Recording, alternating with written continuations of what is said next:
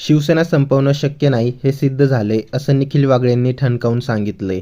शिंदेंना जे काही मिळालं ते उद्धव ठाकरेंमुळं मिळालं, पण आज उद्धव ठाकरेंना खतम करण्यासाठी भाजप सगळे मार्ग वापरतोय आणि शिंदे तर ठाकरेंच्या मुळावर उठलेत. भविष्यात शिंदेंना पश्चाताप होईल या सगळ्या गोष्टींचा, कारण ज्या दिवशी भाजपला शिंदेंचा उपयोग संपेल त्या दिवशी शिंदेंचा कसा कार्यक्रम भाजप करेल खरात बाबा पण सांगू शकत नाही. अजित पवारांनंतर त्यांचा राष्ट्रवादी काँग्रेस पक्ष आणि त्यानंतर एकनाथ शिंदेंची सेना गिळंकृत करण्याची तयारी भाजपने सुरू केली आहे.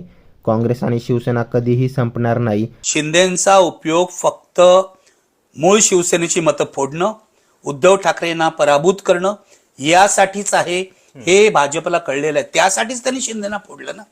खोके एवढे दिले कशाला, खोक्याचं राजकारण केलं कशाला भाजपने. शिवसेना कमजोर झाली तरच आपण वाढू शकतो. हिंदुत्वामध्ये दोन भागीदार नकोत, हिंदुत्वामध्ये एकच भागीदार राहायचा. तर शिवसेनेला फोडलं पाहिजे म्हणून त्यांनी फोडलं. भाजपमधला मराठी माणूस हा गुलाम मराठी माणूस आहे. भाजप हा मी पहिल्यापासून जे म्हणतोय शेटजी भटजींचा पक्ष आहे, हा लोढाचा पक्ष आहे. हा फडणवीसचा पण पक्ष नाहीये. हा मोदी, अमित शहा आणि मंगल प्रभात लोढाचा पक्ष आहे. फडणवीसचा ते आता वापर करून घेत आहेत. मुद्दा असा आहे, मग शिवसेना म्हणजे उद्धव ठाकरे यांची शिवसेना आणि राज ठाकरेंचे जे लोक आहेत, हे लोक काय करणार आहेत आता पुढची 5 वर्ष? मराठी माणसांनी त्यांना सांगितलेलं आहे, आम्ही तुमच्या पाठीशी आहोत, तुम्ही आमच्यासाठी लढा.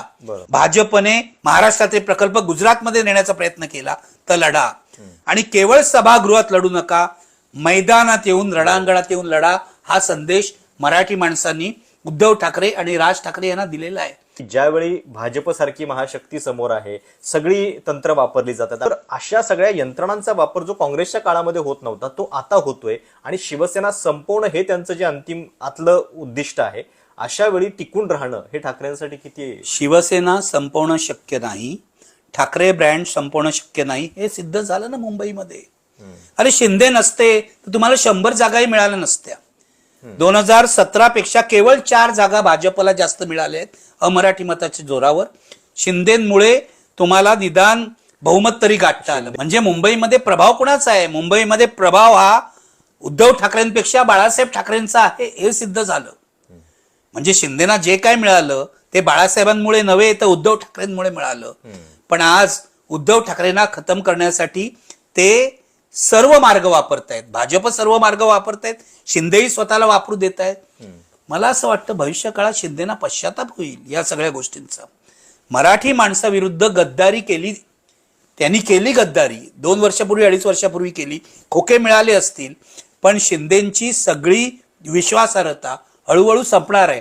आणि मी तुला आज सांगतो की ज्या क्षणाला भाजपला शिंदेचा उपयोग संपत आलेला आहे, त्या क्षणाला ते शिंदेना अडगळीत टाकतील. आणि नवी मुंबईत तर गणेश नाईक थेट जेलमध्ये टाकण्याची भाषा करतायत. शिंदेना कंट्रोल करणं भाजपला काय अवघड नाहीये. शिंदेना कंट्रोल करण्यासाठी सीबीआय आहे, ईडी आहे, इकडचा अँटी करप्शन ब्युरो आहे, सर्व वापरतील की. शिंदेचे हात कुठे स्वच्छ आहेत? भानगडीत फसलेले आहेत ते सगळीकडे.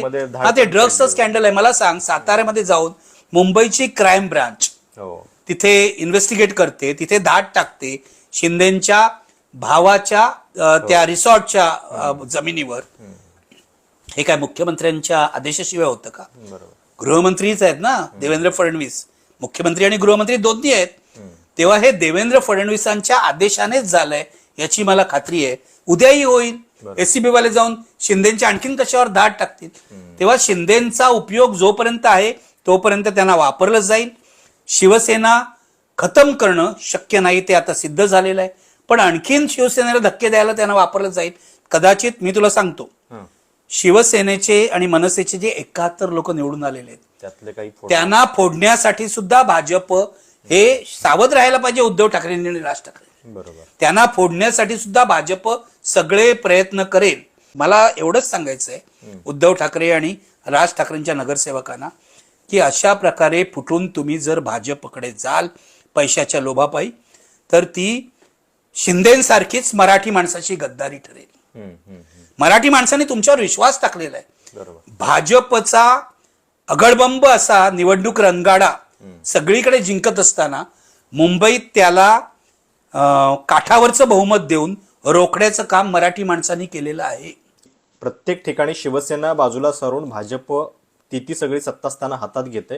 त्याच्यामध्ये मराठवाड्यातलं हे उदाहरण फार म्हणजे बोलकंय. संभाजीनगर सारख्या ठिकाणी आता शिंदे पण बाजूला, ठाकरे पण बाजूला, भाजपनं तिथं सत्ता हातात घेतली. कसं आहे, हा प्लॅनच आहे ना, हे कारस्थान आहे ना शिवसेना संपवण्याचं.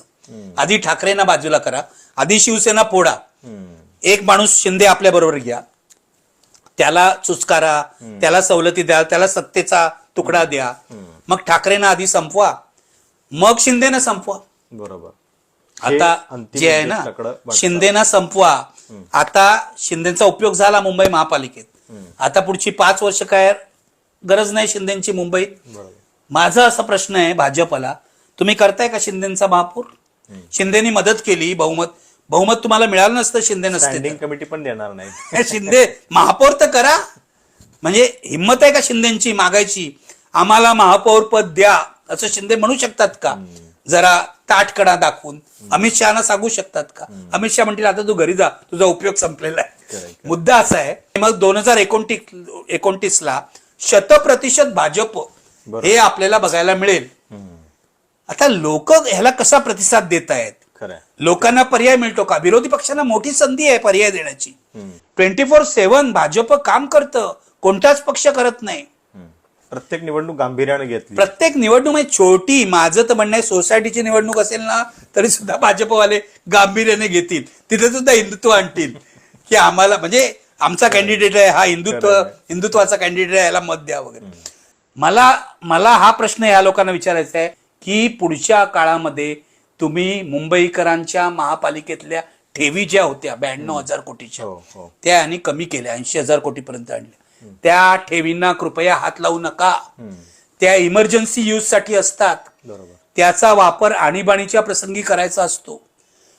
मला प्रश्न हा विचारायचा आहे की भाजप सत्तेत आलं वगैरे ठीक आहे, महापालिकेला लुटू नका, आमची महापालिका दिवाळ्यात काढू नका जशी पिंपरी चिंचवडची काढलीत. एवढंच मला चिंता या गोष्टींची वाटते. आम्ही बोलणार, आम्ही गप्प बसणार नाही, आम्ही तुमचे पैसे घेऊन शांत बसणार नाही, हे लक्षात ठेवा. आणि मला मतदारांना पण सांगायचंय, बंद करा हे.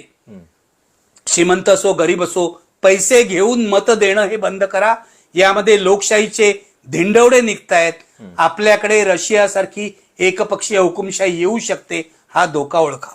काँग्रेस आणि शिवसेना कधीही संपणार नाही. ज्या ठाकरेंकडून सर्व काही हिसकावून घेतलं, त्यांनी 66 जागा जिंकून आणल्या, जी काँग्रेस मीडियाच्या चर्चेत सुद्धा नव्हती. त्यांचे 28 नगरसेवक आले. शिवसेना आणि काँग्रेस हे दोन्ही पक्ष कधीच संपणार नाही. सत्ता आहे तोपर्यंत शिंदेचं अस्तित्व.